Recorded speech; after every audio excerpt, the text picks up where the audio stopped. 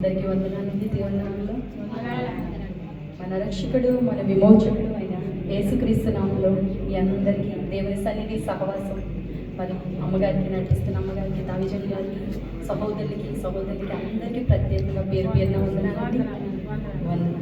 ఎలా ఉన్నారండి అంతా? నిజంగా మీ అందరిని బట్టి నేను సంతోషిస్తున్నాను.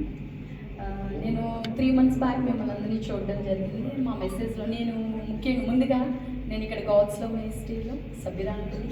ఒకరోజు మీ అందరినీ చూసాను, అడుగుతున్నాను అన్నమాట పక్కన సిస్టర్ని, ఏంటి అంటే మన నెక్స్ట్ ఆరాధన చేసింది. ఎవరు అంటే ఇంట్లో నుంచి ఎంత అసలు మీరు ఈ సమయం ఇట్టి రీతిగా కేటాయించిన నిజంగా మీ అందరిలో ఆశను బట్టి, ఆ జీల్ని బట్టి దేవుని పొందనండి. ఈ సమయం మీకు ఇచ్చేది మంత్లో 1 లీవ్, ఒక లీవ్ వస్తుంది. ఆ ఒక లీవ్ ఇంకెక్కడికో తిరగచ్చు, చాలా ఉంటాయి. పెట్టుకుంటే మనం చాలా పనులు మన అందరికీ ఉంటాయి. అయినప్పటికీ మీరు ఈ సమయం దేవుడి దగ్గర గడుపుతున్నారంటే ఎంతో ధన్యులు. నిజంగా మీకు దేవుడు ఇచ్చిన ఆశను బట్టి దేవుడికి వందనాలు. మమ్మల్ని దేవుడు దీవించునుగా, ఆశీర్వదించునుగా. మీ వాయిస్ క్లియర్గా వినిపిస్తుంది కదా. అయితే ముందుగా నేను ఎవరో మీకు పంచుకొని తర్వాత నన్ను పరిచయం చేసుకొని మీకు వాక్యంలోకి వెళ్దామండి. నా పేరు హైమావతి, నా భర్త నేమ్ తిమోతి, జీఎల్ఎం మినిస్ట్రీలో సభ్యురాలు నేను.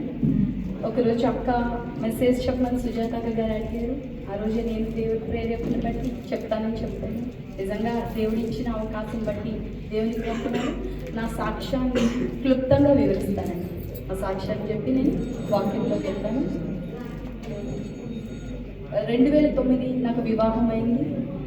వివాహం అయ్యాక 3 సంవత్సరాలు నా జీవితంలో మాకు పిల్లలు లేరనే ఒక చిన్న లోటు మాలో ఉంది. అప్పటికే చాలా మిస్క్యారేజ్ అయిపోయింది. 4-5-6 times అబార్షన్ అయిపోయింది. పిల్లలు లేరు. కువైట్కి వచ్చి కొత్త చర్చ్కి మమ్మల్ని ఒకరు ఇంట్రడ్యూస్ చేశారు. ఇంగ్లీష్ చర్చ్కి వెళ్ళేవాళ్ళండి. ఏదో వెళ్ళడం, అక్కడ దేవుని ఏదో ప్రేయర్స్ ఉంటే చదవడం, ఆరాధించుకోవడం, ఏం తెలీదు. నార్మల్గా వెళ్ళి వచ్చి దేవుణ్ణి అడగడం. మాకు ఇంకప్పుడులో అవసరం ఏంటంటే పిల్లలు లేరు. దాని మీద దేవుణ్ణి మేము ప్రార్థించడం, ఫ్రైడే వెళ్ళడం రావడం జరుగుతున్న సమయంలో మరి ప్రార్థిస్తున్నప్పుడు దేవుడు అద్భుత రీతిగా నేను ఒకటి అడిగాను, దేవా ఎక్కువ నాకు ఒక్క బిడ్డని చాలు. మరియు బిడ్డలు లేరంటే ఆడవాళ్ళకి తెలుసు ఆ పరిస్థితి ఎలా ఉంటుందో, వినలేము. ఇంటి దగ్గర నుంచి ఒకటే ఫోన్స్. అలాంటి సమయంలో దేవుడు నేను ఒక్క బిడ్డ నుంచి చాలు దేవా, చాలు ఒక్క బిడ్డ చాలు అనుకుంటే 2 బిడ్డల నుంచి ట్విన్స్ కావాలి పిల్లలు నాకు 2. దేవుడు అట్టి రీతిగా మా జీవితంలో కార్యం చేశారు. అప్పటి నుంచి మేము దేవుణ్ణి మరి దేవుళ్ళకి ముందుకు వెళ్ళాలి, రక్షణ తీసుకోవాలని మేము ఒక డెసిషన్ తీసుకున్నామండి. అన్ని కుటుంబం నుంచి వచ్చిన దేవుని గొప్ప ప్రణాళిక వల్ల మమ్మల్ని దేవుని నడిపించాడు. దేవునికి వందనాలు. మా జీవితంలో 2012 నాకు పిల్లలు పుట్టారు. 2015 మేము బాప్తిజం తీసుకున్నామండి. బాప్తిజం తీసుకున్నాక కువైట్లో 2018 వరకు కువైట్లోనే వెళ్ళాం. 18 కొన్ని కారణాల వల్ల ఇండియాకి వెళ్ళాల్సి వచ్చింది. పిల్లలతో పాటు ఇండియాకి వెళ్ళి అక్కడ ఉండిపోవాల్సిన సిచ్యువేషన్ వచ్చింది. పరిస్థితి ఏంటంటే మామూలుగా వెళ్ళాం, బట్ ఉండిపోవాల్సిన సిచ్యువేషన్ వచ్చింది. నా భర్త ఇక్కడే ఉన్నారు, మేము పిల్లలతో ఇండియాలో ఉన్నాం. నెక్స్ట్ ఇయర్ మళ్ళీ కువైట్కి రావాలని ఆలోచన. ఎందుకంటే కుటుంబంగా అప్పటికి మా పిల్లలకి 6th year వచ్చింది. 6 సంవత్సరాలు వచ్చినప్పుడు మేము ఇండియాకి వెళ్ళిపోయాం. అప్పటి నుంచి రావాలని ఆశపడ్డాం, జరగలేదు. తర్వాత కరోనా, మీ అందరికీ తెలుసు, ఎక్కడ వాళ్ళు అక్కడ స్టాప్ అయిపోయారు. కరోనా తర్వాత 22 రావాలని ఆశపడ్డాం. 22 రావాలని ఆశపడినప్పుడు ఇంకా ఏప్రిల్ మేలో స్కూల్స్ అయిపోతాయి పిల్లలకి. మే రావాలని అనుకుంటున్నాం. ఈలోగా ఏం లేదండి, జాలీగా వెళ్తున్నాను. నేను ఏదో క్లాస్కి కొంచెం వెళ్తున్నాను, చాలా హెల్దీగా ఉంది, ఏం లేదు.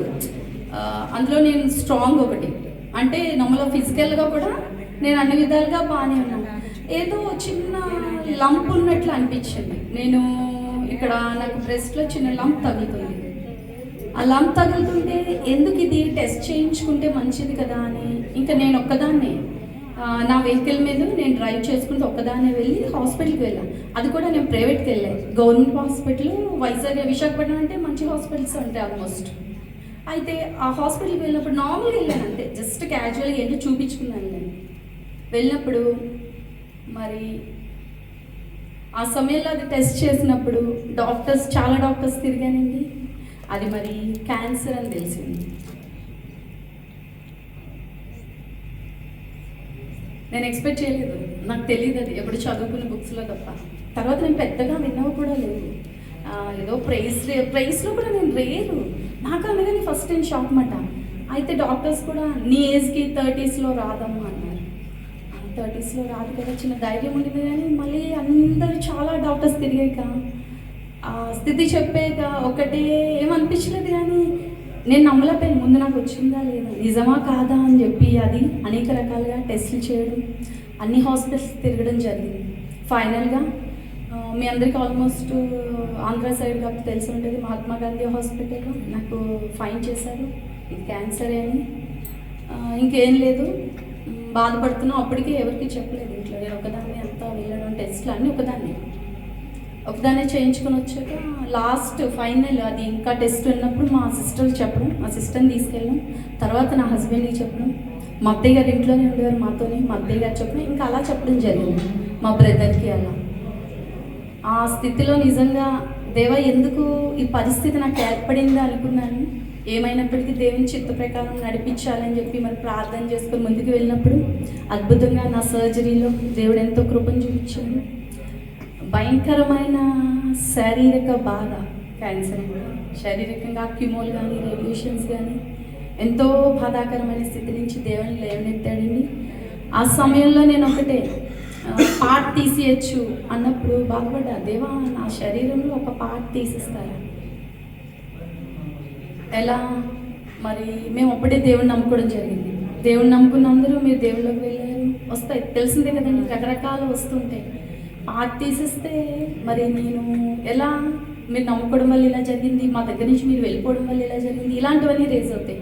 దేవ నీ చిత్తం, నన్ను సజీవ లెక్కలో ఉంచు, నిజంగా పార్ట్ తీసేయాలంటే తీసేయండి, నీ చిత్తమే అని ప్రార్థించుకొని వెళ్ళినప్పుడు మరి సర్జరీ అంతా సక్సెస్ఫుల్గా జరిగింది. బయటకు రాగానే నేను నా పార్ట్ని చూసుకుంటున్నాను ఉందా లేదా అని. దేవునికి స్తోత్రం, దేవుడు చక్కగా అల్లంపు తీయడానికి దేవుడు కృపనిచ్చాడు. హల్లెలూయా. నిజంగా నా జీవితంలో ఎన్నో అద్భుత ఆశ్చర్యకార్యాలన్నీ వివరిస్తూ వెళ్తే చాలా టైం పడుతుంది. అయినప్పటికీ మీ మధ్య ఈ సాక్ష్యాన్ని నేను క్లుప్తంగానే చెప్తాం. ట్రీట్మెంట్ అంతా 1 year ట్రీట్మెంట్, కీమో రేడియేషన్లు, భయంకరం పెయిన్ అండి, భయంకరమైన స్థితి. ఆ స్థితిలో దేవుడు అద్భుతంగా నన్ను కాచి కాపాడాడు. అంటే అందరూ హాస్పిటల్కి వెళ్తూ బాధపడేది, నేను ఒక్కదాన్ని హాస్పిటల్కి వెళ్ళాను. వాటికి కూడా నేను ఒక్కదాన్నే వెళ్ళానండి. కీమోకి రేడియేషన్కి ఫ్యామిలీలో 2 ఉండాలి, సపోర్ట్ 2 ఉండాలి, వాళ్ళు వస్తేనే మనల్ని అలౌ చేస్తారు. అలాంటిది నేను ఒక్కదాన్నే వెళ్ళి వెహికల్ కట్టించుకొని ఒక్కదాన్నే వెళ్ళి చేసుకొని వచ్చేదాన్ని ప్రతిసారి. ఎవ్రీ 15 daysకి నాకు ఉండేది. అలా 1 year నా ట్రీట్మెంట్ అద్భుతంగా దేవుడు జరిపించాడు. నిజంగా ఆ స్థితి నుంచి దేవుడు లేవనెత్తాడండి. దేవాదేవునికి వందనాలు. ఇలా ట్రీట్మెంట్ జరుగుతున్న స్థితిలోని మా పెద్ద పాపకి అప్పటికి 9 years పాపకి, ఇది 2023లో మా పాప భయంకరమైన హెడేక్తో బాధపడుతుందండి. హెడేక్ అంటే ఇక్కడ నుంచి షోల్డర్ వరకు పాపకి హెడేక్, భయంకరమైన తలనొప్పి. ఆ తలనొప్పిలో పాపని అనేక రకాల సేమ్ నాకు ట్రీట్మెంట్ జరుగుతుంది. ఇంకా నాకు ఒక 3-4 months ఉంది అంతే ట్రీట్మెంట్కి. ఈ లోపల చాలా పాప భయంకరమైన తలనొప్పి, అన్ని స్పెషలిస్టులు తిప్పేశానండి. ఈ లోపల నాకు ఇలా ఉంది, ఈ లోపల తన్ని తిప్పుతాను, అన్నీ జరుగుతున్నాయి సైమల్టేనియస్గా, 2 జరుగుతున్నాయి. పాపకి ఎన్ని టెస్టులు చేయించినా ఎక్కడ ఫైండ్ కాలేదు. ఫైనల్గా మేము న్యూరో దగ్గరికి వెళ్ళినప్పుడు న్యూరో సర్జన్ ఫైండ్ చేశారు. ఏమని, పాపకి లెఫ్ట్ సైడు సిస్ట్ ఉంది, మీరు సర్జరీ చేయాలి అని. అయితే ఆ సర్జరీకి మీరు ఇక్కడ కాదు, మీరు హైదరాబాద్లో వెళ్ళండి, హైదరాబాద్ అయితే మీకు మంచి ట్రీట్మెంట్, టెక్నాలజీ బాగుందని చెప్పారు. ఓకేలే దేవా ఏదైతే ఏది నీ చిత్తం అని చెప్పి మేము హైదరాబాద్కి వెళ్ళడం జరిగింది. కిమ్స్లో పెద్ద హాస్పిటల్లో చూపించాం. డాక్టర్ చాలా పెద్ద డాక్టరు, ఆయన ఏజ్ 60 ఉంటుంది. ఆయనదంతా మనం సర్జరీ ఎక్స్పీరియన్స్ చూస్తే ఆయన ఒక 5000 సర్జరీస్ చేసినట్టు అంతా చూసాం. బాగుంది, దేవునికి వందనాలు. ఇంకా ప్రిపేర్ అయిపోయాం, పాపకి సర్జరీ చేయించాలి. కొంత మనీ కోసమని, మరి ఏదైనా మనీ ఎక్కువ కాబట్టి వెతుకుతున్నాం, కొంచెం సెట్ చేసుకున్నాం. ఇంకా వెళ్తాం, ఒక 2 weeksలో వెళ్తాం. ఈయన ఇంకా కోయిట్లోనే ఉన్నారు మా హస్బెండ్. 2 weeksలో వెళ్తాం అనగా ఒక దైవజనుడు డాక్టర్ దైవజండి మాకేం చెప్పారంటే, అమ్మ మీరు ఇంత చూపించారు కదా, న్యూరో సర్జన్ చూపించారు కదా, పీడియాట్రిషియన్ న్యూరోకి చూపించండి. అంటే పిల్లల డాక్టరు, న్యూరో డాక్టర్, పిల్లలు దానికి వెళ్ళండి, ఎందుకంటే పాప చిన్నది కదా ఇంకా అని. అప్పుడు ఆ డాక్టర్ దగ్గరికి ఇచ్చినప్పుడు వెళ్తే ఆ దైవజనులు కూడా క్రైస్తవుడండి. ఆ దైవజనులు క్రైస్తవులు. డాక్టర్ కమ్మ ఆయన ఛాంబర్లోకి నేను ఎంటర్ అయితే పెద్ద పరిశుద్ధ గ్రంథం చూసాను. ఆయన క్యాబిన్లో పరిశుద్ధ గ్రంథం చూడగానే నేను షాక్. దేవా ఎలా అంటే మేము అప్పటికే బాగా ఉన్నాం, ఒక నాదవుతుంది, పాపకి ఇబ్బందికర స్థితి, మెంటల్లీ చాలా పెయిన్లో ఉన్నాం. ఆ పరిశుద్ధ గ్రంథాన్ని ఆయన టేబుల్ మీద చూడగానే దేవ కరెక్ట్ ప్లేస్కి నన్ను నడిపించావు. దేవునికి వందనాలు. కరెక్ట్ ఆ పరిశుద్ధంగా నాకు గూస్ బంప్స్ వచ్చాయి లోపల నుంచి, ఒక ఇది మాట కరెక్ట్ ప్లేస్కి గైడ్ చేసామని. అక్కడికి వెళ్ళాక ఆయన మళ్ళీ ఎంఆర్ఐలు రాశారు. అప్పటికే పాపకి భయంకరంగా నలిపోయింది పాప. అప్పటికే ఎంఆర్ఐ, అప్పటికే ఎన్ని హాస్పిటల్ తిప్పామంటే ఏ డాక్టర్ ఏది లేకుండా వదిలిపెట్టరు. అక్కడికి వెళ్ళాక మళ్ళీ ఒక 4 ఎంఆర్ఐ స్కాన్స్ పెట్టారు. ఎంఆర్ఐ స్కాన్ ఏంటంటే 20 మినిట్స్ లోపల మిషన్లో ఉండాలి. భయంకరమైన శబ్దాలు, ఆ మిషన్ అంతా భయంకరమైన శబ్దాలు, పిల్ల ఇబ్బంది పడదు. అప్పటికే పాప వీక్ కూడా, మా పెద్ద పాప కొంచెం వీక్గానే ఉంటుంది. భయంకరమైన పెయిన్ అయినప్పటికీ దేవా ఆ పాపకు బాగాలేనప్పటి నుంచి నన్ను ఒక్కటే ప్రార్థన చేస్తున్నాం. మెయిన్ ఇదే చేసేదాన్ని, దేవా నీ జ్ఞానం ఇచ్చి నడిపి, నీ జ్ఞానం దయచే. నాకు తెలీదు ఏంటా అనేది, మేము తిప్పుతున్నాం. దేవా నువ్వు ఆ డాక్టర్ ద్వారా నువ్వు మాట్లాడు, ఎలాంటిది పాపకి ఏ ఇబ్బందో నువ్వు అది గైడ్ చేయి. ఇది ఒకటే నేను ప్రార్థన. ఆ ప్రార్థన చేస్తున్నప్పుడు అద్భుతంగా దేవుడు పాపకి చేయాల్సిన సర్జరీ అది కాదండి, అసలు ఆ రాంగ్ గైడెన్స్ మాట. పాపకి సర్జరీ చేయాల్సింది ఇక్కడ తల దగ్గర ఉన్న చిన్న మెదడు నెక్ బోన్ అండి, అది చేయాల్సిన సర్జరీ. నిజంగా దేవుడు అద్భుతంగా నడిపించాడు. ఇన్కేస్ ఈ సర్జరీ అయ్యి ఉంటే నేను చూశాను, ఆయన అంత పెద్ద డాక్టర్ కదా, ఫైన్ చేశాడు, ఆయన కరెక్ట్ అనుకున్నాను. దేవుడు కానీ కరెక్ట్ ప్లేస్కి మమ్మల్ని నడిపించాడు. ఇన్కేస్ ఈ సర్జరీ మేము చేసి ఉంటే నెక్స్ట్ వెనకాతలు కూడా చేయాల్సి వచ్చును. నా బిడ్డ 2 సర్జరీలు చేసుకోవాల్సిన సిచ్యువేషన్ వచ్చును. దేవుడు అద్భుతంగా కాపాడు, లాస్ట్ మినిట్లో కాపాడండి. ఇది వినడానికి నార్మల్గా ఉంటుంది కానీ మేము ప్రిపేర్ అయిపోయాం, వెళ్ళిపోతాం వెళ్ళిపోయాక డాక్టర్ సర్జరీ చేసేస్తాడు. మళ్ళీ అగైన్ పెయిన్ అంటే ఏంటని మళ్ళీ రీగా మనకు అన్నీ చేస్తాడు. అలాంటిది రాకుండా దేవుడు అద్భుతంగా కాపాడండి. నిజంగా దేవాది దేవునికి వందనాలు. ఇలా మా జీవితంలో చెప్పుకుంటూ వెళ్తే ఎన్నో మరి శ్రమలు బాధల్లో దేవుడు అద్భుతంగా నడిపించాడండి. ఎందుకంటే ఆయన ప్రణాళికలో మేమున్నాం, ఆయన చిత్తంలో మేమున్నాం. అలానే కువైట్ దేశానికి రావాలని ఆశపడినప్పుడు ఈ ఇయర్ లాస్ట్ కూడానండి మేము వచ్చి ఇప్పటికి 4 months అవుతుంది. వీసాలు రావనేసారు, అయిపోయింది. ఇంకా పిల్లల్ని స్కూల్లో అంటే వీసాస్ వస్తాయని పిల్లలు అడ్మిషన్స్ అన్నీ నేను క్లోజ్ చేసి వస్తాయన్నమాట. అన్నీ పెట్టుకోవాలి కదా కువైట్కి వెళ్ళాలంటే. పిల్లలు 6th standard ఇప్పుడు 7th జాయిన్ చేయాలి. కానీ ఇండియాలో ఏంటంటే నేను టీసీ అన్నీ తీసేసుకోవడం జరిగింది. ఉన్నాం ఇంట్లోనే వెయిట్ చేస్తున్నాం వీసాల కోసం. వీసాలు రావన్నారు, వెంటనే మళ్ళీ ఇంకా రావట్లేదు కదండి, మళ్ళీ స్కూల్లో రీజాయిన్ చేస్తాను పిల్లల్ని. మనం మేలో జరిగిన సంగతి మీకు చెప్తున్నాను. రీజాయిన్ చేసాక పిల్లలు 1 day స్కూల్కి వెళ్ళారు, నెక్స్ట్ డేకి వీసాలు వచ్చాయి. హల్లెలూయా. మేము కుటుంబంగా ఉండాలి, కుటుంబంగా కలిసి మేము ఆనందించాలనుకున్నప్పుడు ఎన్నో ఇబ్బందులు. 7 సంవత్సరాలు ఇండియాలో ఉండిపోయానండి. 7 సంవత్సరాలు దేవుడు, ఒకసారి నేను అనుకుంటే దాన్ని ఎందుకయ్యా ఇన్ని సంవత్సరాల నుంచి అంటే ఆయన ప్రణాళికలో మరి మేము బలపడడానికి, మేము దేవుడిని ఎరుగుతూ అప్పుడే వస్తున్నాం. మమ్మల్ని స్థిరపరచడానికి దేవుడు అక్కడ ఇచ్చాడు. నేను బలంగా నమ్ముతున్నాను. నా ప్రతి స్థితిని బట్టి, నా జీవితంలో జరిగిన ప్రతి సిచ్యువేషన్ కేవలం మమ్మల్ని బలపరచడానికి దేవుడు చేశాడు, నమ్ముతున్నాను. హల్లెలూయా. ఈ సాక్ష్యం దేవుడు దీవించిన గాక. దేవునికి వందనాలండి. టైం ఎక్కువ తీసుకున్నా మీ ముందు సాక్ష్యం చెప్పాలని నేను ఆశపడ్డాను. అందుని బట్టి ప్రార్థన చేసుకొని వాక్యదానంలోకి వెళ్దాం. పరిశుద్ధుడా, మహోన్నతుడా, జీవాధిపతి, జీవము కలిగిన దేవా, వందనాలయ్యా. వందనాలు తండ్రి. అయ్యా ఈ సమయాన్ని రీతిగా బిడ్డలందరినీ నడిపించిన విధానం బట్టి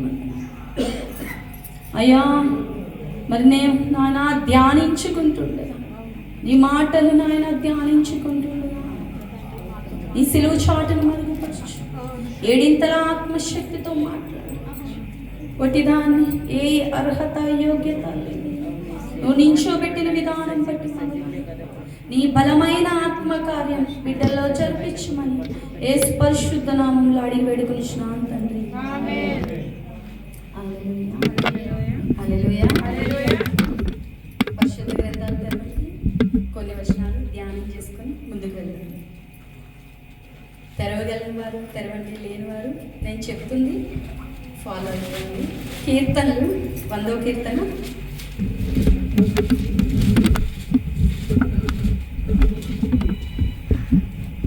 100వ కీర్తన ఆరాధించుకోవడానికి వచ్చిన మనం అందరూ ఇప్పుడు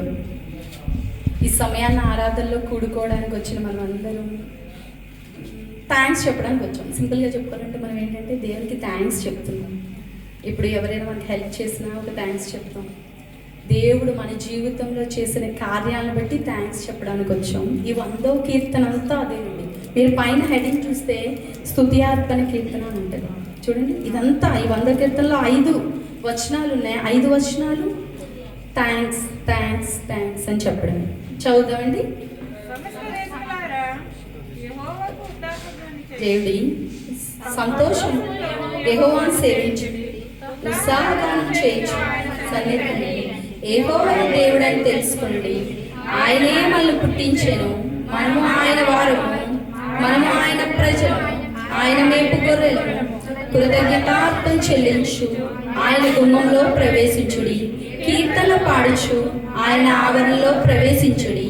ఆయన స్తుతించుడి, ఆయన నామం గణపరచుడి. యెహోవా దయాళుడు, ఆయన కృప నిత్యము తరతరాలు. హల్లెలూయా. చూడండి 3వ వచనం చూస్తే మీరు యెహోవాయే దేవుడని తెలుసుకోండి. ఆయనే మనకు దేవుడిగా ఉన్నాడు, ఆయన మనకు దేవుడిగా ఉన్నాడు. 3వ వచనం. అక్కడి నుంచి కిందకు వస్తే 5th వచనం చూస్తే 5వ వచనం యెహోవా దయాళుడు. దయాళుడు, ఆయన దగ్గర దయ ఉంది. ఆయన మంచి దేవుడండి, ఆయన మంచి దేవుడు. యెహోవా ఆయన కృప నిత్యము ఉండును. శాశ్వతమైన కృపతో, శాశ్వతమైన ప్రేమతో ఆయన మనల్ని ప్రేమించినట్లుగా ఈ వచనంలో తెలుస్తుంది. ఆయన సత్యము తరతరాలుండును. ఆయన విశ్వాసం మన పట్ల ఎంతగానో చూపిస్తున్నాడండి. నిజంగా దేవుడు చేసిన మేలు బట్టి ఆయన దేవుడని మాట్లాడుతున్నారు 3rd వచనంలో. 5th వచనంలో ఆయన ఎలాంటి వారు, ఆయన కృప ఎలా మన ఉంది అని తెలుస్తుంది. మీరు పై వచనంకి వెళ్ళినప్పుడు చూడండి, ఆయనే మనల్ని పుట్టించాడు. కింద ఫుట్నోట్లో చూస్తే మనం సృజించుకోలేదు, దేవుడు పుట్టించాడు, మనల్ని ఆయనే పుట్టించాడు. మనము ఆయన వారము, ఆయన మేపు గొర్రెలము. ఇదంతా చెప్తూ పైన మీరు 1st వచనం చూస్తే సమస్త దేశములారా అంటే ఒక తెగ కోసం కానీ, ఒక మతము కానీ, కులము కానీ, లేదా ఒక కంట్రీ ప్రజల కోసం, ఒక స్టేట్ ఎవరి కోసం మాట్లాడలేదు కానీ సమస్త దేశంలారా అంటే మనకి 256 దేశాలు ఉన్నాయండి. మనకి 256 దేశాల కోసం మాట్లాడుతూ సమస్త 250 దేశాల ద్వారా యెహోవాకు ఉత్సాహ ధ్వని చేయడి. హల్లెలూయా. ఉత్సాహ ధ్వని అన్నారు. ధ్వని మీన్స్ సౌండ్ అండి, సౌండ్ చేయాలి. సౌండ్, ఉత్సాహంతో గానం పాడండి. ఉత్సాహం అని కాకుండా ఉత్సాహ ధ్వని. ధ్వని అంటే సౌండ్ చేయమని అక్కడ అర్థం. సౌండ్ చేయమంటే ఏమని? మనల్ని పుట్టించాడు ఆయన మనకు దేవుడై ఉన్నాడు. ఆయన ఏంటి? ఆయన కృపను బట్టి, ఆయన ప్రేమను బట్టి, నిజంగా ఆయన కృప ఉండబట్టే కరోనాలో అయ్యా బాబోయ్ ఆ సిచ్యువేషన్ చూస్తే భయం. మనం ఒక పిల్లల్ని కలలేము, తండ్రిని కలలేము. ఒక పక్కన టీవీస్ ఆన్ చేస్తే ఎంతమందికంటే మీ అందరికి తెలిసింది, అది కొత్త ఏం కాదు నేను చెప్పేది. అలాంటి సిచ్యువేషన్లో నిజంగా మనం అందరూ ఇక్కడ ఉన్నామంటే దేవుని కృపేనండి. హల్లెలూయా. నిజంగా ఎంతమందిని మిస్ అయిపోయామండి. మనకు తెలిసిన వారిని, కుటుంబాల్లో వాళ్ళని ఎంతమందిని మిస్ అయిపోయాం. ఈరోజు నిజంగా ఇలా ఉన్నామంటే దేవుని కృప. మనం ఒక్కొక్కసారి అవన్నీ పెద్ద పట్టించుకోం, కామన్గా జీవిస్తూ వెళ్ళిపోతూ ఉంటాం. అది కాదండి, నిజంగా అనుదినము దేవుని సన్నిధిలో ఉన్న మనము, ఆరాధించుకోవడానికి వచ్చిన మనమందరము ఖచ్చితంగా దేవుడు మనల్ని సృజించాడని, దేవుడు మనల్ని పుట్టించాడని, దేవుడు మనల్ని కాపాడని మనం గుర్తుంచుకునే వారిగా ఉండాలండి. నిజంగా అట్టి సంగతులు మనం దినదినము నెమరు వేసుకుంటూ ఉండాలి. చూడండి, సంతోషంతో యెహోవాని సేవించాడు. నిజంగా మిమ్మల్ని అందరినీ చూసి నేను ఆ దినం సంతోషించాను. ఇక్కడ సిస్టర్ ఉంటే ఆ రోజు అడిగాను కూడా, ఏంటి ఇలా వచ్చారని. మీరందరూ సంతోషంగా చక్కగా రెడీ అయ్యి వస్తుంటే చాలా ఆనందం అనిపించింది నాకు. ఇక్కడ దేవుని సన్నిధికి వస్తున్న మనం సంతోషంతో ఆయన్ని సేవించాలని ఉంది. ఉత్సాహ గానం చేయొచ్చు, ఆయన సన్నిధికి రండి. మరి చూడండి, ఉత్సాహ గానం చేస్తూ ఆయన సన్నిధికి రాంట. మనం కలిసిన దగ్గర నుంచి చాలా రోజులతో కలుస్తాం కదా, ముందు మాట్లాడుకుంటాం. నేను కూడా అంతే, ఎవరైనా అంతే కామన్గా. కానీ ఆయన సన్నిధికి వస్తున్నా మనం ఎలా ఉండాలని దేవుడు మాట్లాడుతున్నారు. ఉత్సాహ గానం చేస్తూ ఆయన సన్నిధికి రండి. కృతజ్ఞత అర్పణలు. మీరు 4th వచనం రావాలి. కృతజ్ఞత కృతజ్ఞతార్పణలు చెల్లించుచు ఆయన గుమ్మంలో ప్రవేశించడి, కీర్తనలు పాడుచు ఆయన ఆవరణలోకి ప్రవేశించడి. హల్లెలూయా. ఆ రోజుల్లో ఇంటి లైనింగ్గా ఉండేది, ఇలా ఉండేరు, ఉత్సాహగానాలు చేస్తూ రావడం. ఆయన ఆవరణలో ప్రవేశించినప్పుడు అలా జరుగుతుంది. ఇప్పుడైతే క్రమేపీ అందరూ మార్చేయడం, ఆ మార్చిన స్థితికి మనం అలవాటు పడిపోతున్నాం. స్థితి మారింది, ఆ స్థితిలోకి మనం కూడా మౌల్డ్ అయిపోతూ ఉన్నాం. అయితే రాగానే మీరు ఆరాధన చేసుకున్నారు, ప్రార్థన చేస్తున్నారు, పాటలు పాడుతున్నారు, అక్కడ నేను చూస్తున్నాను, అక్కడ కంప్లీట్ అయిపోయి వద్దామని వెయిట్ చేస్తున్నాను.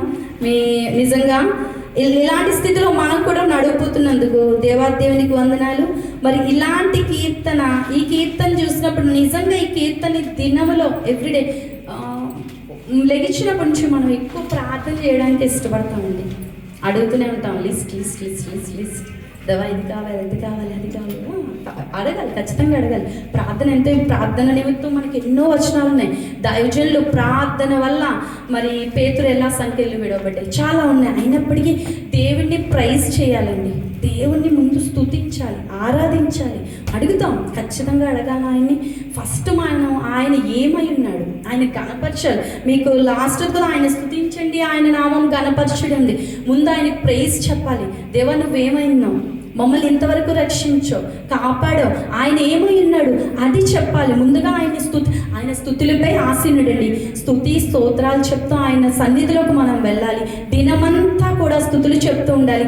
తర్వాత ప్రార్థన టాపిక్లోకి రావాలండి. ప్రార్థన ఖచ్చితంగా అవసరం, బట్ దేవునిని స్తుతి చేస్తూ ఉండాలండి. దినమెల్లా ఏ పనిలో ఉన్నా స్తోత్రం తండ్రి, స్తోత్రమయ్యా, ఆయన బట్టి మన ఆనందించి ఆయన గణపరుస్తూ ఉండాలి. ఎంతసేపు వన్ సైడ్ సింగిల్ బ్యాటింగ్ చేస్తామంట, వన్ సైడే చెప్తూనే ఉంటాం, ఇది కావాలి, అది కావాలి, అది కావాలి, ఇది కావాలి అంటూ ఉంటాం.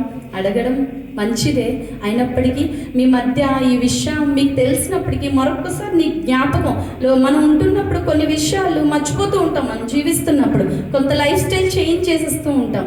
దాన్ని బట్టి నేను చెప్తున్నానండి, స్తుతులు చెప్పండి. స్తుతులు ఆయన్ని పొగడాలి, ఆయన కీర్తించాలి, ఆయన ఘనపరచాలి. తర్వాత మన రెగ్యులర్లో కూడా ఇదే మీరు చేస్తూ ఒక అలవాటుగా ఉంచుకోండి. నిజంగా ఈ కీర్తన, థ్యాంక్స్ గివింగ్ అనే కీర్తన, నిజంగా ఈ కీర్తన మనం అందరము ఇలా నడుస్తూ వెళ్తే మన జీవితాల్లో ప్రతిదీ దేవుడు మనం అడగక్కర్లేదండి, సమయానికి ఆయన అంతా సమకూర్చేవాడుగా మనకున్నాడు. హల్లెలూయా, హల్లెలూయా. యోహాను సువార్త ఆరాధనలో భాగంగా యోహాను సువార్త మీకు అర్థమవుతుందని నేను నమ్ముతున్నానండి. హల్లెలూయా. యోహాను సువార్త 4వ అధ్యాయం 23వ వచనం. అయితే యథార్థముగా ఆరాధించువారు సత్యముతోను కాలం వచ్చుచున్నది, అది ఇప్పుడు వచ్చేది, తండ్రి కోరుచున్నాడు. దేవుడు ఆత్మ కనుక ఆయన ఆరాధించేవారు ఆత్మతో సత్యంతో ఆరాధించారు. ఇది మనందరికీ సుపరిచితమైన వాక్యమే, అందరికీ తెలిసిందే. అందరూ కొంచెం అలా ఉంటే డిస్టర్బ్ కాకుండా ఉంటుంది, అంతే, ఇంకేం లేదు. అందరూ కాన్సన్ట్రేట్ చేయాలి. కొద్ది మాటలు ఇక్కడ కూడుకున్నారు కదా, కొద్ది మాటలు వినడానికి ధ్యానం పెట్టాలి, అంతే. ఈ మాటను ఎప్పుడు మనం రెగ్యులర్గా మనం కూడా ప్రార్థించినప్పుడు ఇది కంఠస్థ వాక్యంగా చెప్తాం. యథార్థముగా ఆరాధించేవారు ఆత్మతోనూ సత్యంతోనూ ఆరాధించారు. అయితే కొన్ని వచనాలు చదువుతుంటే మనం బ్లెండర్గా చదివేస్తాం, కంఠస్థాలు చేసేస్తూ ఉంటాం, కానీ అలా కాదు. కిందని చూస్తే మీరు 23rd వచనంలో లాస్ట్లో అట్టివారే కావాలని తండ్రి కోరుచున్నాడు. ఏంటండి? అట్టివారే కావాలని తండ్రి కోరుచున్నాడు. అట్టివారు ఎవరంట? అదే చూడాలండి. ఆత్మతో సత్యముతో ఆరాధించేవారు కావాలి, అట్టివారే కావాలి. అట్టివారు అంటే దేవుడు మన దగ్గర నుంచి కొంత కోరుకుంటున్నాడు. అదేంటా అనేది మనం తెలుసుకుందాం. యథార్థముగా ఆరాధించేవారు ఆత్మతో సత్యముతో ఆరాధించెదరు. అట్టివారాయన కింద ఏదైతే ఉందే అండి, ఆ అట్టివారు ఎలా ఉంటే ఆయన మన ఆరాధనలు అంగీకరిస్తాడు. నిజంగా అబ్బా తండ్రి దేవా మొరపెడతాం, మనకొచ్చు లిస్ట్ దేవుణ్ణి ఎలా పొగడాలో అవన్నీ ఒక కంఠస్థంలో చేసేస్తాం, కానీ అది ఎంతవరకు దేవుడు యాక్సెప్ట్ చేస్తున్నాడు, ఎంతవరకు ఆయన అంగీకరిస్తున్నాడు, ఎంతవరకు మన ఆరాధనలు ఆయన స్వీకరిస్తున్నాడు అనేది మనం గమనించుకోవాలండి. గమనించుకోకుండా ఏదో చేస్తున్నాం, మన పక్షాన మనం చేసేస్తున్నాం, 99% 100% ఉంటున్నాం అంటే కాదండి. మనం నిరంతరం పరిశీలించుకోవాలి. నిజంగా దేవుడు ఇష్టపడేవారుగా మనం ఉన్నామా లేదా? మీరైనా నేనైనప్పటికీ, ప్రసంగాలు చేస్తున్నప్పటికీ, అక్కడ కూర్చున్నప్పటికీ, వెనకాతలు కూర్చున్నప్పటికీ, ఏదైనా స్థితి కాదు కానీ మనల్ని దేవుడు యాక్సెప్ట్ చేస్తున్నాడా, మన ఆరాధనలు ఆయన అంగీకరిస్తున్నాడా, స్వీకరిస్తున్నాడా లేదా అనేది చూడాలి. మీరు కొలస్సీకి వెళ్ళినట్టయితే, కొలస్సీ పత్రిక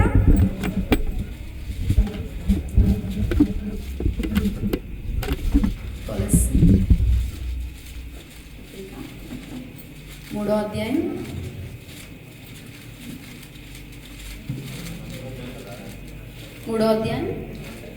18వ వచనం. 3వ అధ్యాయం 18వ వచనం. ఇది యుక్తం. ఆద్దామండి. భార్యలారా మీ భర్తలకు విధేయులు ఉండండి, ఇది ప్రభువుని బట్టి యుక్తమైంది. మనం ఎప్పుడే చదువుతాం, భార్యలారా విధేయులు ఉండండి, భర్తలారా మీ భార్యలు నిష్ఠూరపరచకండి. ఇవి చూస్తూ ఉంటాం, జనరల్ ఇవే అంటుంటాం. సమాధానం ఉండాలి, క్రైస్తవ కుటుంబాల్లో గొడవలు ఉండకూడదు, ఇదంతా పీస్ ఉంటుంది, రకరకాల ఇది మెయిన్ టాపిక్స్, ఇవే తీసుకుంటాం మనం. కానీ చూడండి అక్కడ 18వ వచనం లాస్ట్లోనే ఇది ప్రభువుని బట్టి యుక్తమైంది. ప్రభువుని బట్టి యుక్తమై ఉన్నది. ఇది ప్రభువునికి ఇష్టమండి. ఇది ప్రభు కోరుచున్నాడు మన దగ్గర నుంచి, యుక్తమైన కార్యం. భర్తలారా మీ భార్యలకు విధేయులై ఉండండి, ఇది ప్రభువునికి ఇష్టమైన కార్యం. ప్రభు ఇది ఇష్టపడుతున్నాడు. మీరు ఆ కింద వచ్చినట్టయితే, పిల్లలారా అన్ని విషయాల్లో మీ తల్లిదండ్రుల మాట వినండి, ఇది ప్రభువుని బట్టి మెచ్చుకొనదగినది.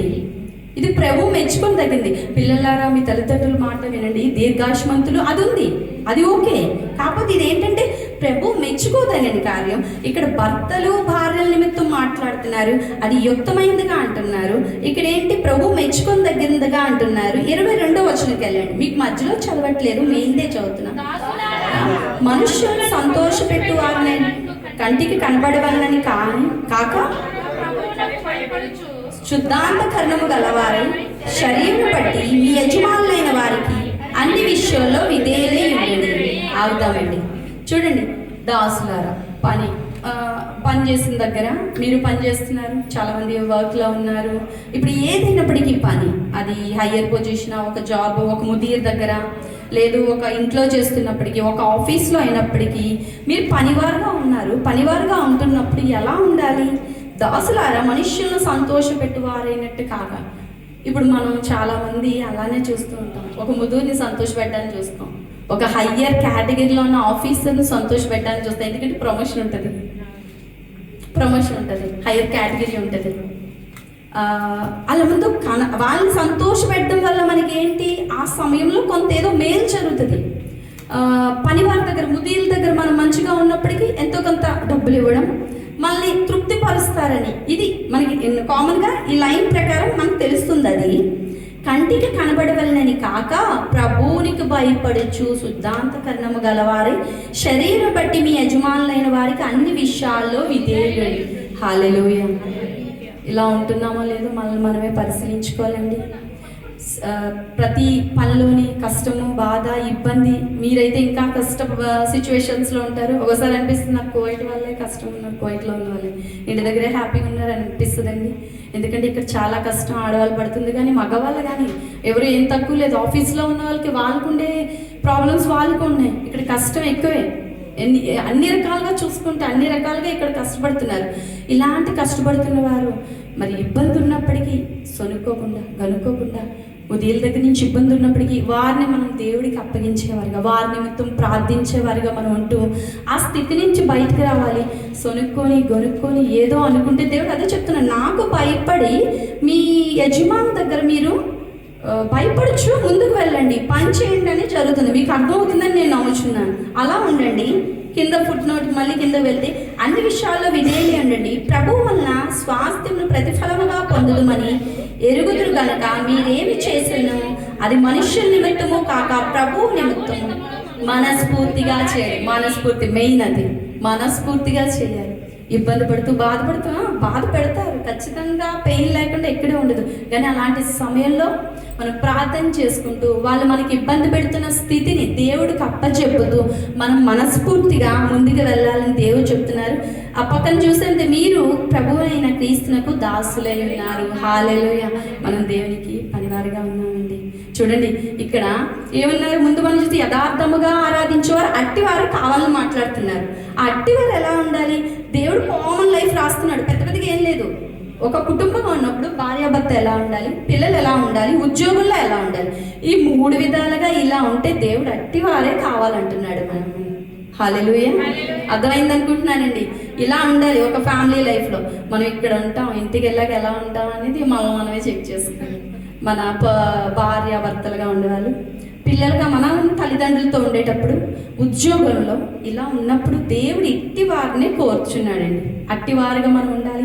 అలా ఉంటే ఆయన ఆరాధన స్వీకరిస్తాడు. ఆయన క్లియర్ స్టేట్మెంట్. ఇంక మనం ఏం ఎతకడానికి చూడడానికి ఏం లేదు. వాళ్ళు అలా ఉన్నారు కదా, వాళ్ళకన్నా నేను బెటర్గా ఉంటే ఎవరితో మనం పోల్చుకోవడానికి కాదు. రేపొద్దున అక్కడికి వెళ్ళాక మనం వాళ్ళ వెనకతల వారి పేర్లు చెప్తే ఏముండవండి. ఆ నిత్య జీవానికి వారసులు కావాలన్నా, ఆ దేవాది దేవుడు నిజంగా ఆ రాకడలో మనం ఎదుర్కోవాలన్నా ఇట్టి రీతిగా ఉంటే భయభక్తులు ముందండి. భయము భక్తి కలిగి మన జీవితాన్ని ముందుకు నడవలసిన వారుగా ఉన్నామండి. దేవాదేవునికి వందనాలు. ఈ మాటలను బట్టి మరి ఎంతగానో మన స్థితిలో ఏమైనా అలాంటి స్థితి ఉంటే, పడిపోయిన స్థితి, విరుద్ధమైన స్థితి ఉంటే మనమే సరి చేసుకోవాల్సిన వారిగా ఉన్నామండి. మీరు కొరింథీలో మామూలు చెప్తూ ఉంటాను, కొరింథీ పత్రికలో ఉంటుందండి 4వ అధ్యాయం అనుకుంటున్నాను. క్రీస్తు మన పాపముల నిమిత్తము మరణించెను అని ఉంది. ఏంటండి? మన పాపం నిమిత్తము ఆయన మరణించెను అని ఉంది. పేతురు తీయండి, ఎఫెసీ 1వ అధ్యాయం, ఎఫెసీ 1వ అధ్యాయం 7వ వచనం. ఎఫెసీ 1:7. దేవుని కృప మహదైశ్వర్యమును బట్టి ఆ ప్రియునియందు ఆయన రక్తం వలన మనకు విమోచన అనగా అపరాధములకు క్షమాపణ మనకు కలిగి. చూడండి, దేవుని కృప మహదైశ్వర్యం బట్టి ఆయన రక్తం వల్ల మనకి విమోచన, అపరాధులకు క్షమాపణ. ఇలా క్షమించే దేవుడు ఎవరున్నారు? నిజంగా అతన్ని నాకు ఎప్పుడు అనిపిస్తుంది, నేను రిమైండ్ చేసుకుంటాను, నిజంగా ఆయన మేము తెలుసుకోవడం మాకు ఎంతో గొప్ప ధన్యత. తెలియని స్థితిలో అన్య కుటుంబాలుగా ఉన్నప్పుడు దేవుని ప్రణాళికలో మేము ఉండి నిజంగా మేము తెలుసుకోకుండా ఉంటే ఈ లోకంలోనే ఉండిపోదు మేము అని అనిపిస్తుంది. నిజంగా ఈ వచనం అని రిఫర్ అనే చేసినప్పుడు కాకుండా దేవుడు ఎప్పుడు ఎంత గొప్ప ధన్యత. నిజంగా దేవుని తెలుసుకోవడానికి మాకు కృపనిచ్చాడు. ఎలాంటి సిచ్యువేషన్లో ఎవరు లేరండి, మమ్మల్ని గైడ్ చేశారు. ఆ చర్చ్కి మీరు వెళ్ళండి అని చెప్పారు, అంతే మాకు జరిగింది. మేము చర్చ్కి వెళ్తూ ఉన్నాం, ఇంగ్లీష్ చర్చ్కి. తర్వాత వేరే వాళ్ళు మమ్మల్ని గైడ్ చేశారు, మీరు తెలుగు చర్చ్కి వెళ్ళండి. అలా ఒక మాటతో మేము అలా ముందుకు నడపడం జరిగిందండి. ఒక పెద్దగా ఎవరో వచ్చి చెప్పేసి మమ్మల్ని నడిపించి చర్చ్కి వెళ్ళిపోవడం ఇంతేం జరగలేదండి. సింపుల్ జరిగే దేవుడు ప్రణాళికలో మేము ఉన్నాం కాబట్టి మా పరిస్థితిని దేవుడు ముందే ఎరిగినవాడు. తల్లి గర్భంలో పడకముందే మనల్ని ఎరిగినవాడు. మా స్థితి ఎరిగి మమ్మల్ని రక్షించుకున్నాడు అనిపిస్తుందండి. మా జీవితంలో జరిగిన ప్రతి ఇబ్బందికర స్థితి, నిజంగా మరణకరమైన రోగాల నుంచి విడిపించడానికి నిజంగా ఆయన అందరి నిమిత్తం ఆయన ప్రణాళికలో ఉన్నాను కాబట్టి ఆయన మమ్మల్ని ముందుగా రక్షించుకున్నాడు అనిపిస్తుందండి. మరి అలాంటి దేవునికి ఏమి ఇచ్చినా మేము రుణం తీర్చుకోలేము. ఆయన రక్తం వలన మనకు విమోచన, మన పాపాలకి క్షమాపణ కలిగి ఉందన్నారండి. ఇంత గొప్ప దేవుడు క్షమాపణ. అసలు మనమే కొన్నిసార్లు క్షమించాం, మన సిస్టర్ని కానీ బ్రదర్ని కానీ మన ఆడపడుచులని. ఇలా ఇంట్లో జరుగుతున్న కొన్ని సిచ్యువేషన్లో ఒకటే అంటాం, వాళ్ళు అలా చేశారు, నేను క్షమించను. అలాంటి సిచ్యువేషన్ జరిగింది, క్షమించే స్థితే లేదు. నేను మాట్లాడినని అనేస్తాం, ఎందుకంటే వాళ్ళు మనల్ని గట్టిగా హట్ చేసి ఉంటారు, తిట్టుంటారు, ఏదో గొడవ చేసి ఉంటారు. అయినా ఇక్కడ దేవుడు ఏంటండి, మనం ఎంతో అందగా సంబంధమైన అధికారంలో ఉండి మనం ఎన్నో తప్పులు చేసినప్పటికీ దేవుడు ఏం చేశారు? ఆయన రక్తం ద్వారా ఆయన ఏం చెప్తున్నారు అక్కడ, మనకు విమోచన ఇచ్చారు, క్షమాపణ ఇచ్చారు. అంత దేవుడిని నిజంగా ఆయన సిలువ యాగం వృధా కాకుండా మనం దేవుళ్ళలో ముందుకు వెళ్ళడానికి ఎంతో మరి ఆశతో ముందుకు వెళ్ళాలండి. మీరు పేతురు పత్రిక ఓపెన్ చేయండి. పేతురు 1వ పేతురు 1వ పేతురు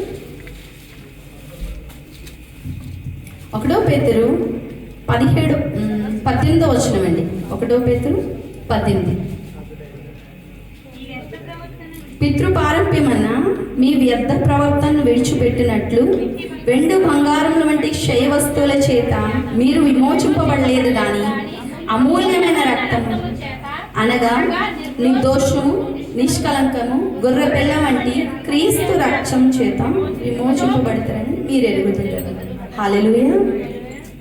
చూడండి, మరి మీరు బంగారం వెండి మనం ఎంతో ప్రీషియస్గా అనుకుంటాం, మన అందరికీ ఎంతో ఇష్టం, అలాంటి వాటిచే మిమ్మల్ని విమోచింపబడలేదు.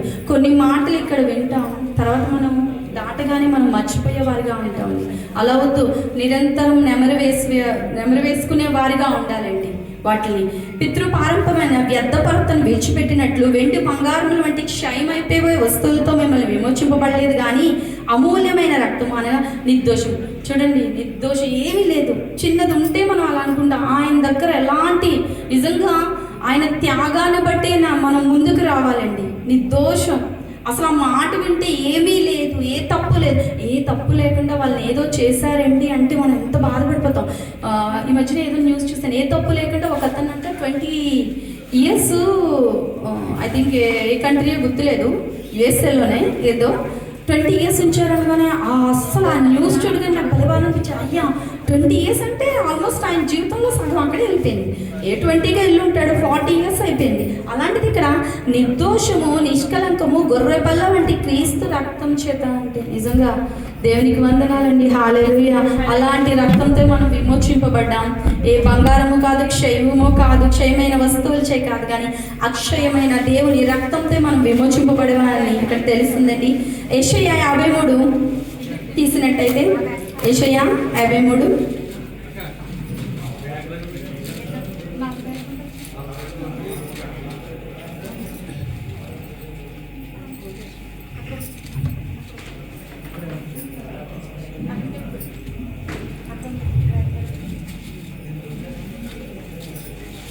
యెషయా 53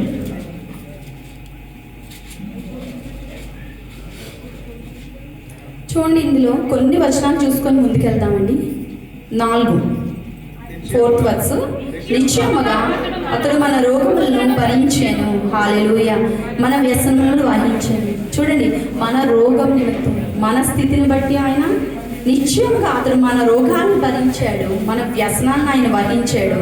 5వ వచనం చూడండి, మన అతిక్రమము అతడు గాయపరచబడెను బట్టి మన సమానార్థమైన శిక్ష అతని మీద పడేను. హల్లెలూయా. మనం ఎట్టి రీతిగా ప్రతి స్థితిలో పడిపోయామో ఆ స్థితికి సమానార్థమైన, అది కామన్గా చదివిస్తే నార్మల్ వచనమే, అర్థం చేసుకున్నప్పుడు సమానార్థమైన శిక్ష అంటే మనం ఎందులో అయితే పడిపోయాం ఆ స్థితికి ఈక్వల్గా ఆయన సమానార్థమైన శిక్ష ఆయన ఇచ్చేశారు, అప్పగిచ్చేశారు. మనం ఆ స్థితి నుంచి బయటకు రావాలండి. కేవలం దేని ద్వారా? ఆయన శరీరము, ఆయన రక్తం ద్వారా మనం ముందుకు వెళ్ళాలండి. ఇంకా రక్షణ లేదండి దేవుని శరీరానికి. మరి ఆ రక్తానికి దూరంగా ఉన్నామో మనల్ని మనమే పరిశీలించుకోలేదు. ఎందుకంటే ఆయన రాకడ ఎప్పుడు అనేది మనకి తెలియదండి. సో అప్పుడు సిద్ధపడే దానిలో ఉండాలంటే, ఆ నిత్య జీవానికి వారసులు అవ్వాలంటే ముందుగా ఆయన శరీరంలో, ఆయన రక్తంలో వేసేవారుగా మనం ఉండాలి. హల్లెలూయా.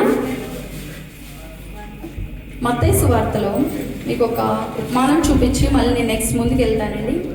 మత్తయి సువార్త 21:21లో విశ్వాస నిమిత్తం, ఇప్పుడు అంతా మనం తెలుసుకున్నాం ఆరాధించేవారు ఎలా ఉండాలి.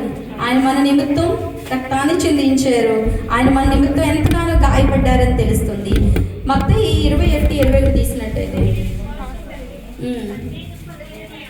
సందేహింపకుండిన ఎడల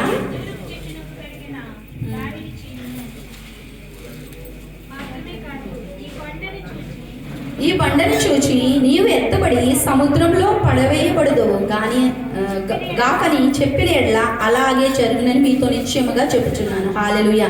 చూడండి, ఇందులో మనం 2 విషయాలు గమనించాలి. విశ్వాసముగా సందేహింపకుండా, ఈ 2 ఉంటాయండి.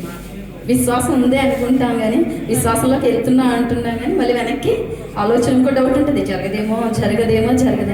విశ్వాసంలోకి వెళ్ళి సందేహింపకుండా ముందుగా అండి సేవకుల దగ్గరికి వెళ్ళొచ్చు. ఇది నార్మల్గా నా తలంపుతో చెప్తున్నాను.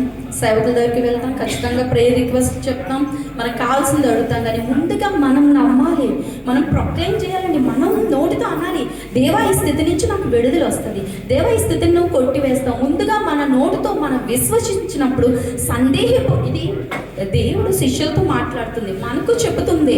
ఇది క్లియర్గా చెప్తున్నారు. మనకు ఎన్నో స్థితులు ఉంటాయి, ఎన్నో సిచ్యువేషన్స్ బాధాకరం ఈ లోకంలో చూస్తున్నప్పుడు మనకు కొదువుగా ఉంటాయి. అలాంటప్పుడు ముందుగా మనం నమ్మి విశ్వసించి సందేహించకుండా, చూడండి ఇక్కడ కొండను చూచి పడవైనప్పుడు సముద్రంలో వెళ్ళిపోద్ది.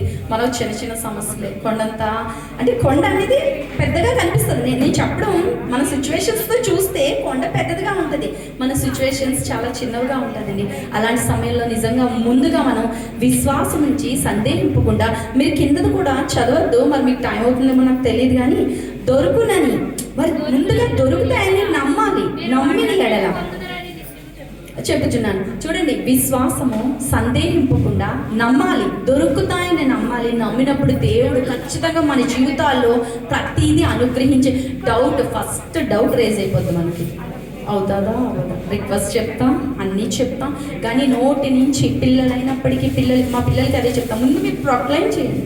ముందుగా మీరు వాళ్ళకి బాగోపోయినా ఏ చిన్న సిచ్యువేషన్ మీరు నోటితో ముందు పలకండి. మన బాడీ మీద మనకు కమాండ్ ఉంటుందండి, మన అవయవాల మీద మనకు కమాండ్ ఉంటుంది. ఆ ధైర్యం ఉండాలి. ముందుగా మనం అది మన బాడీకి మనం నేర్పించుకోవాలి. మనం కమాండ్ చేస్తూ దేవుని అడగాలి, దేవా ఈ స్థితి నుంచి విడుదల ఇస్తున్నా అని నమ్ముచున్నాను, విడుదల ఇవ్వు అని ప్రార్థన చేయాలి. దేవా నీ చిత్తానుసారంగా ఆయన జ్ఞానాన్ని అడగాలి. ఆయన జ్ఞానం మనకి సర్వసత్యంలోకి నడిపిస్తుంది. ఆయన జ్ఞానం మనకు ముందుకు నడిపించే విధంగా ఉంటుంది. ఆయన జ్ఞానంలో మనం ముందుకు వెళ్తూ ఉండాలండి. హల్లెలూయా. మీరు లూకా సువార్త ఓపెన్ చేసినట్లయితే ఇక్కడ తెరవండి, ఒక ఉపమానం చెప్తాను. లూకాతో మనం ముందుకు వెళ్దామండి. లూకా సువార్త 17వ అధ్యాయం 11. మీ అందరికీ తెలిసిందే, సుపరిచితమైనదే, కొత్తగా ఏం కాదు, కానీ ఇందులో కొన్ని విషయాలు తెలుసుకున్నాం. 17:11 అమ్మ.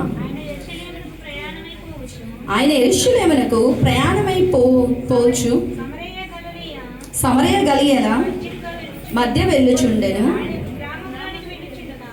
చదవండి.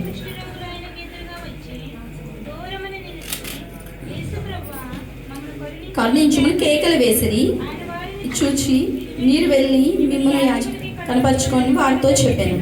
వారు వెళ్ళుచుండగా శుద్ధులైన ఒకడు తనకు స్వస్థత చూచి గొప్ప శబ్దం దేవుని మహిమపరచు తిరిగి ఆయన కృతజ్ఞత చెల్లించు ఆయన పాదాలు సాగిపడి ఆగుదామండి అక్కడి వరకు. చూడండి, 10 మంది కుష్ఠరోగులు మీ అందరికీ తెలిసిందే.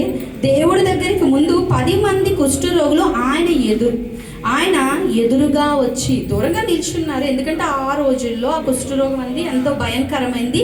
ఎంతో పాపం చేసిన వాళ్ళు, ఆ రోజు దినంలో పాపం చేసిన వాళ్ళు అలాంటి రోగంతో పీడింపబడతారని మనకు ఒకటి ఉంది.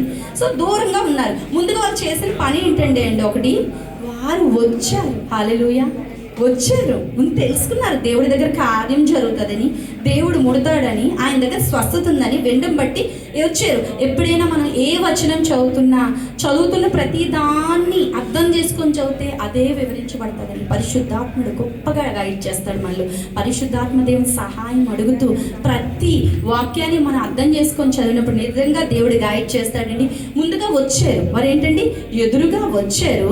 వచ్చాక వాళ్ళు ఆయన ఏమన్నారు, ప్రభు మీరు వచ్చారు, మీరు వెళ్ళండి అన్నప్పుడు మీరు వెళ్ళి మీ శరీరాలను మిమ్మల్ని యాజకులు కనపరుచుకోండి అని చెప్పారు. కనపరుచుకోండి అన్నప్పుడు మధ్యలోనే స్వస్థత పొందిన ఆ సమీరుడు గొప్ప శబ్దంతో, చూడండి మనం కీర్తనలో కూడా చూసాం, సమస్త దేశములారా ఉత్సాహ ధ్వని మీన్స్ సౌండ్ చెప్పుకున్నాం, గొప్ప శబ్దం చేస్తూ అని. ఇక్కడ కూడా ఆయన ఏం చేశాడండి, ఆయన పొందిన స్థితిని బట్టి శబ్దం చేశాడు. శబ్దం చేస్తూ, కేకలు వేస్తూ, ధ్వని చేస్తూ. ఇక్కడ కూడా 2 అర్థాలు ఉన్నాయండి. అక్కడ అందరికీ తెలిసేటట్టు ఆ మనిషి చేశాడు. అక్కడ మనం గట్టిగట్టు కలిస్తే అందరూ అడుగుతారు కామన్గా ఏమైంది అని. అలా అందరికీ తెలియచెప్పడం జరుగుతుంది. ఇంకోటి ఏంటంటే దేవునికి కృతజ్ఞత చెప్పడం జరుగుతుంది. కృతజ్ఞత చెప్పి ఆ సమయనుడు అతను ఒక్కడే మరి వెనక్కి రావడం జరుగుతుంది. గొప్ప శబ్దంతో దేవుని మహిమపరచుచు. హల్లెలూయా. మనం కూడా ప్రతి స్థితిలో దేవుని మహిమపరిచేవారుగా, కామన్గా ఏదో వచ్చామా చేసామని కాదు, కానీ నిరంతరము ఆయన స్తుతించేవారుగా, నిరంతరము ఆయన మన మనసులో, మన హృదయం అనే ఆలయంలో మనం నింపుకునే వారిగా ఉండాలండి. ఏవో జరుగుతాయి, సాక్ష్యాలు చెప్తున్నాం, మళ్ళీ రొటీన్ అయిపోకూడదండి. దేవుని దగ్గరికి అప్పచెప్పుకున్న మనం అందరము దేవునిలో నిరంతరం కొనసాగేవారుగా ఉండాలి. ఆయన కృతజ్ఞతాస్తుతులు చెల్లించు, ఆయన పాదాల యొద్ద సాగిలపడి. హల్లెలూయా. మనం కూడా ఆయన పాదాల దగ్గర సాగిలపడడానికి ఈరోజు సంఘముగా వచ్చి ఉన్నామండి. ఎవ్రీడే ఇంట్లో ఎవరు మట్టి వాళ్ళు చేసుకుంటారు, కానీ ఈ సమయాన్ని పాదాల చెందగా సాగిలపడి వాడి సమరయుడు. హల్లెలూయా. అందుకు యేసు 10 మంది సిద్ధులేరు కనుక ఆ 9 మంది ఎక్కడ? ఆ అన్యుడు తప్ప దేవుని మహిమపరచుటకు తిరిగి వచ్చిన వాడెవడు ఆగబడి. హల్లెలూయా. చూడండి, మనం కూడా ఇలా ఉన్నామేమో మళ్ళీ మనమే చెక్ చేసుకోవాలి. మరి ఆ జరిగిన స్థితిని బట్టి అతను సమరయుడు, ఆయన వచ్చాడండి, మిగతా వాళ్ళు రాలేదని ఇక్కడ తెలుస్తుంది. మరి అట్టి రీతిగా మనం ఉండకూడదని, లేచుకోము, నీ విశ్వాసము నిన్ను స్వస్థపరచునని అతనితో చెప్పాను. హల్లెలూయా. విశ్వాసమే స్వస్థపరిచింది. ముఖ్యంగా విశ్వాసం అనే స్థితి కోసమే నేను ఈ లేఖనం తీసుకున్నామండి. విశ్వాసంగా మన జీవితాల్లో ఎన్నో పరిస్థితులు, జాబుల దగ్గర, హెల్త్ అయినప్పటికీ, మరి ఆరోగ్యాల విషయాల్లో, మరి కుటుంబాల్లో, బిడ్డల పట్ల, మరి వివాహాలని ఎన్నో మన ప్రేయర్ రిక్వెస్ట్లు వింటూనే ఉంటాం. ముందు విశ్వాసం కనపరిచేవారిగా ఉండాలి, సందేహింపక ముందుకు వెళ్ళేవారిగా ఉంటుంది. అలా వెళ్ళినప్పుడు దేవుడు ప్రతిదీ, మనం అడిగిన ప్రతిదీ అనుగ్రహిస్తారు. దానికన్నా ముందు ఆయన్ని యథార్థంగా ఆరాధించేవారిగా ఉండాలి, అట్టివారుగా ఉండాలి. అట్టివారు ఎలాంటి లక్షణాలు మనం విన్నాం, ఇవన్నీ విన్నప్పుడు దేవుడు మనల్ని ఖచ్చితంగా ఆయన స్వీకరించేవాడుగా. నిజంగా అండి, కొన్ని జరగు ఇదంతా మాట్లాడతారా? లేదండి, మనం అడిగింది ప్రతిదీ ఇస్తాడు. మనం అడిగేది మనకు తెలుసు కదా, మనం ఏమి అడగాలన్నది మనం ఎరిగి ఉంటాం. మన జీవితంలో జీవించడం, మన ఆరోగ్యాల పట్ల, బిడ్డల పట్ల, జాబుల పట్ల, లేదంటే ఒక వివాహం అని, ఒక ప్రమోషన్ ఇలాంటివి అడుగుతాం. దేవుడికి అనుగ్రహించడం, ఇంత పెద్ద కార్యాలు చేసిన దేవుడు అవన్నీ ఆయన ఒక రోజులో సమస్తాన్ని సృజించారు. ఆయన రెప్పపాట్లో మన కార్యాలు చేయాలంటే ఆయన రెప్పపాటు చాలండి. ఒక దినము ఇవన్నీ చేయాలంటే అయింది. అలాంటి దేవునికి మన పరిస్థితులు ఎంత మొత్తం అండి, ఆ పరిస్థితుల నిమిత్తం మనం రిక్వెస్ట్లు ఫార్వర్డ్ చేస్తాం, కానీ మనం చేయండి. మనం చేసేవారిగా ఉండాలి, విశ్వాసంలో ముందుకు వెళ్ళేవాడిగా ఉండాలి. ఈ కొద్ది మాటలు దేవుడు దీవించింది కాక ఆలస్యం అయితే క్షమించాలి. హల్లెలూయా.